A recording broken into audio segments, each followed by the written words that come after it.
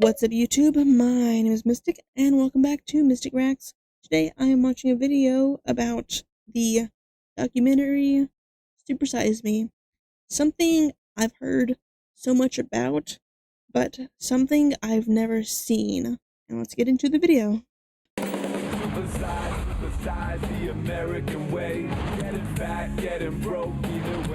Why is it catchy? What happens when a man eats nothing but McDonald's for 30 days?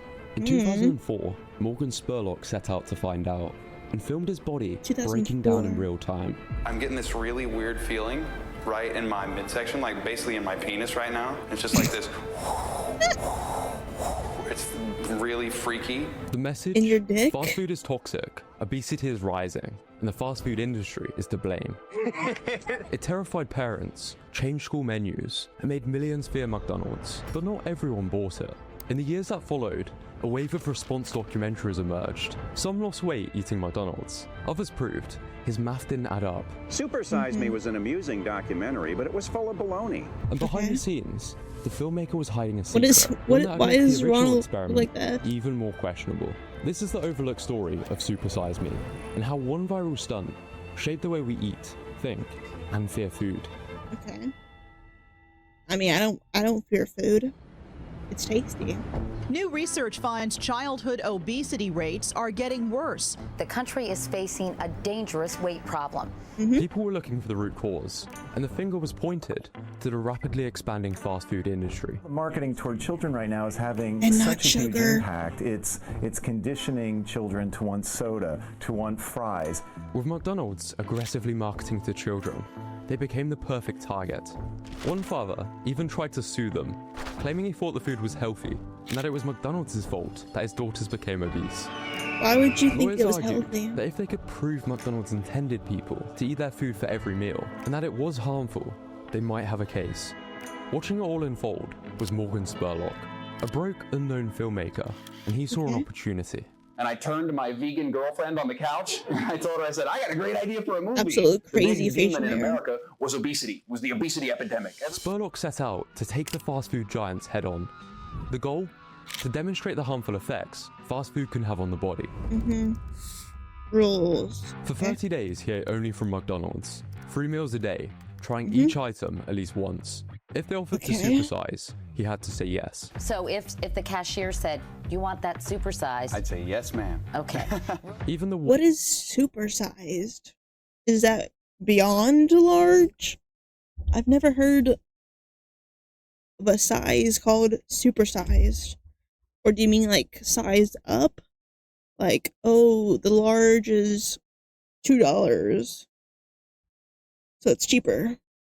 Is that what it he is? would drink had to be from McDonald's. Because I didn't want to have anything that could taint the experiment, you know. So He stopped exercising and aimed to keep his steps below 5,000 a day to mimic the average American, investing $65,000 of his own money, hoping the film would be shocking enough to turn a profit. every 8-year-old's dream right now that I'm getting ready to fulfill.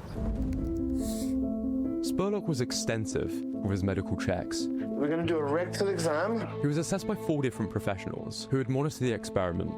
A GP, a cardiologist, a gastroenterologist, and a nutritionist. Any alcohol use? Now, none. Everything seemed to be in check. Your kidney function, your liver function, they were all perfect. And just like that, the experiment began. Day 1, he's full of enthusiasm, but things take a sharp turn after his first supersized meal. Quite a dramatic start. My body early on was saying, don't do it, man. After just 5 days, Dramatic he's much? already gained nearly 10 pounds. His nutritionist warned he was eating double what anyone would consider normal. But Spurlock pushes on through the penile issues, lethargy, and headaches, opting for massive portion sizes. Does the average American do that? Tied to Probably serious not. health risks. He set out to prove the damage firsthand. Because if The you spotlight eat more and more, turned to no how shit. little that the public really understood about basic nutrition. What's a calorie? Oh, Jesus. That's a good question. Highlighting how kids are more likely to recognize Ronald McDonald than Jesus. By day 14, Good. he develops signs of addiction to the food. Who cares? And his nutritionist expresses concern over saturated fats Holy and sodium shit. levels. I think the How saturated demonic. fats are starting to impede the blood flow to his penis. What? His diet is deficient in most Oh, micronutrients, pancakes. and his health was suffering more than most doctors could comprehend. If somebody were doing this to their liver with alcohol, they could theoretically wipe out the liver. I've never heard of anybody doing this to their liver with a high-fat diet. Eh.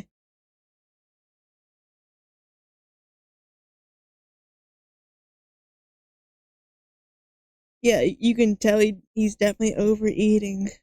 And he said he's not drinking anymore. Interesting. Yeah, if you keep, getting bigger and bigger portions, obviously the weight's gonna go up. I can tell this is gonna be a little biased. Theoretically wipe From out the him. liver. I've never heard of anybody doing this to their liver with a high-fat diet. By the third I wonder if the big $65 goes to paying the doctors. week, things take a bleak turn. Trying to get my breath back. And, I want to finish, but, You don't sound out of don't want breath. anything real bad to happen either. That You edit don't wasn't sound me, out of but breath. don't worry, he didn't die. He was just being dramatic. Although Yeah, I his can blood tell. tests were showing significant signs of liver damage, The results for your liver are obscene beyond anything I would have thought. I mean, by day 21, it was very scary. I had 3 different doctors. My liver at this point had so filled with fat that one doctor compared it to pate. Spurlock was What starting is to feel the mental pate? consequences too. I got massively depressed. By the final week, his doctors were begging him to stop. With his I mean, health spiraling, if you ate the same thing and increase your portions, yeah, no shit, you're gonna feel sad when you have to eat that. Ugh. Yeah, obviously, if you're forcing yourself to eat the same thing every day and bigger portions, yeah, how would you not feel depressed? How would you not feel sad about that? even his girlfriend stepped in, designing a recovery plan to try and undo the damage. I've got Morgan's those detox Sundays. diet all ready to go, making sure that I'm getting as many cleansing vegetables into his diet as possible. Because Spurlock's final results after his fast food binge were shocking. Okay. He gained 24.5 pounds. His LDL cholesterol had shot up. He felt emotionally numb, lethargic. His body don't look too but different. most concerning was the state of his liver. We see people who go on an His alcohol body looks the binge and their same. numbers go up like crazy. But to go on, I have a Mac no attack, clue. they've got numbers to show that you're, I haven't- the liver too. I'm not sure if someone's tried with Subway. I've not even seen the original Supersize Me. I'm just watching this for the first time, so I'm not sure. I wouldn't have even thought about this. But It took him over a year to lose the weight he had gained. A pretty compelling He documentary. wasn't trying very hard right? then. The media seemed to think so. Spurlock won Best Director Yeah. at the Sundance Film Festival and Best Documentary Screenplay at the Writers Guild of America. Ow. People rushed to view the documentary in theaters, earning over $11 million at box office, and eventually $22 million worldwide. Shoof. The piece would go on to be shown in I schools would lie for across that the much world too. to help educate on the dangers of fast food. I, for one, have seen Spurlock getting probed way too many times. But overall, everyone Like seemed in to your love free it, time you chose except that? those at McDonald's. McDonald's didn't really want to talk to me. Yeah. Yeah, no shit. It was a complete disservice to anyone looking for factual information or real solutions. The company called the documentary a supersized distortion of the quality of choice and variety available at McDonald's. The film is about Spurlock's decision to act irresponsibly by eating 5,000 calories a day. However, the response in America was mostly quiet.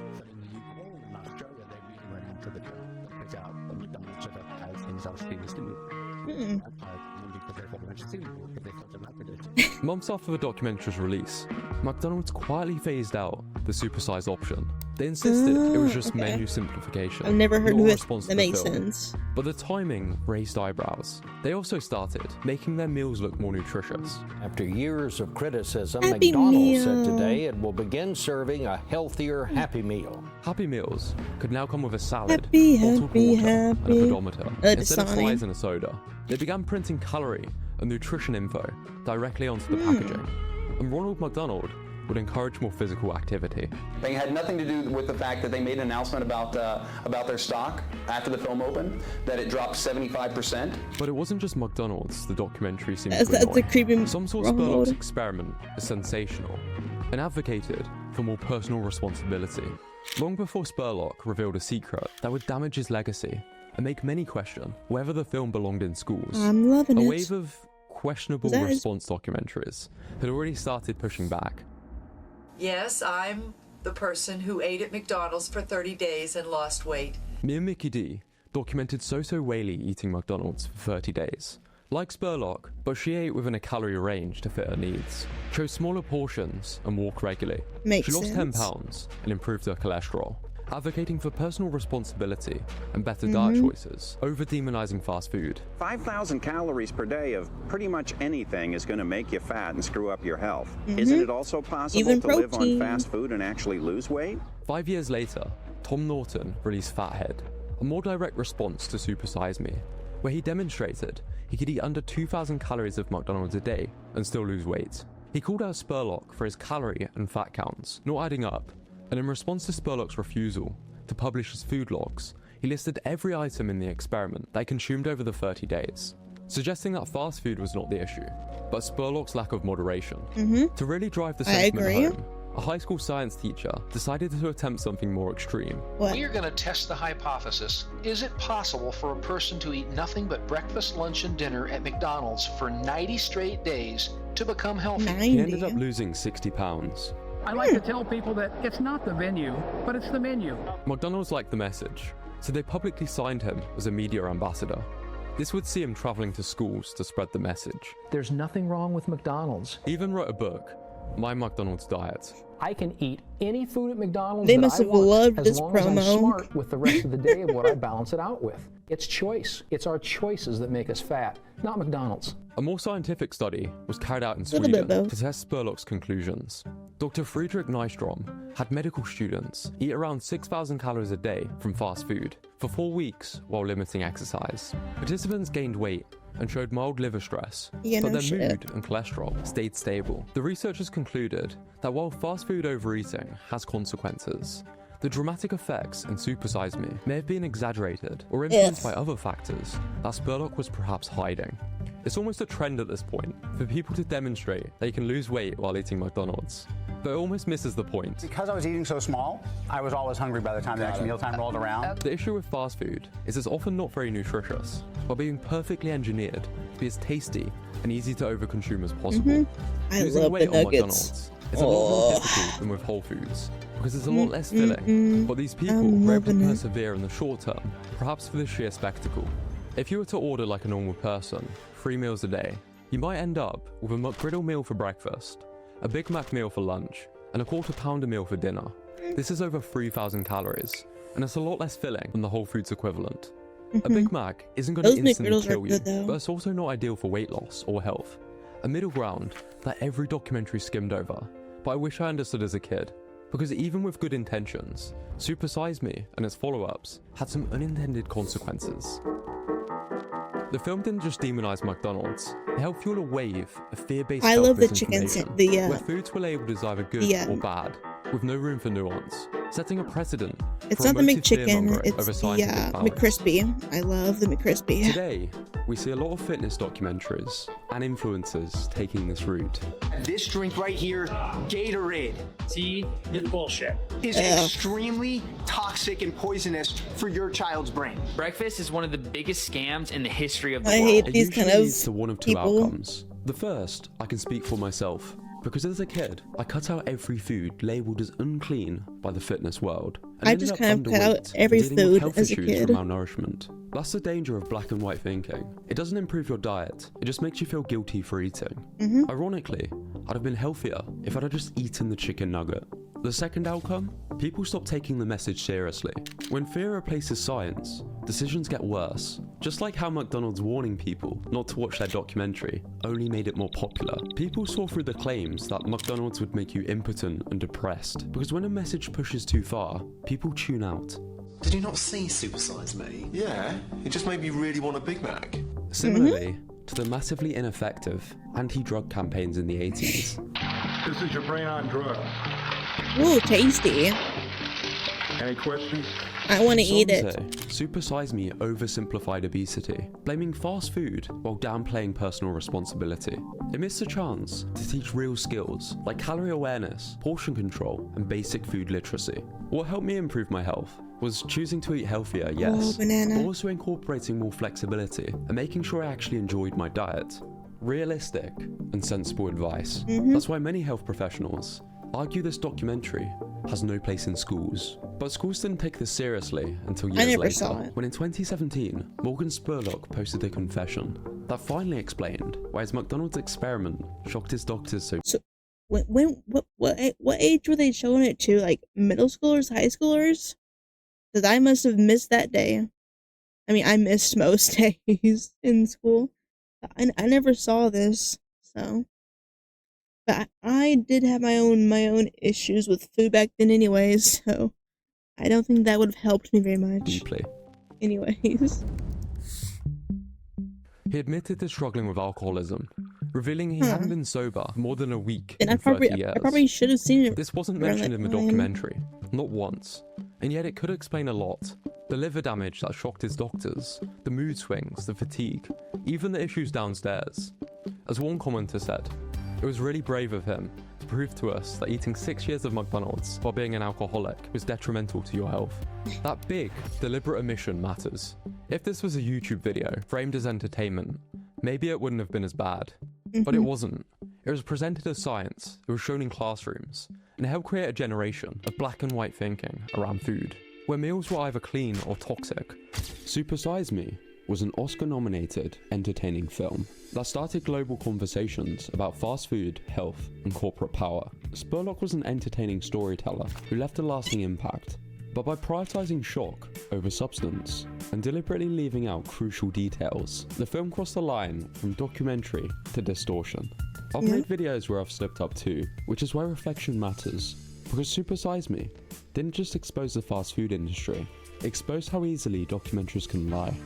If you saw this in school, let me know how it affected you, because I personally never saw this. But until next time, bye.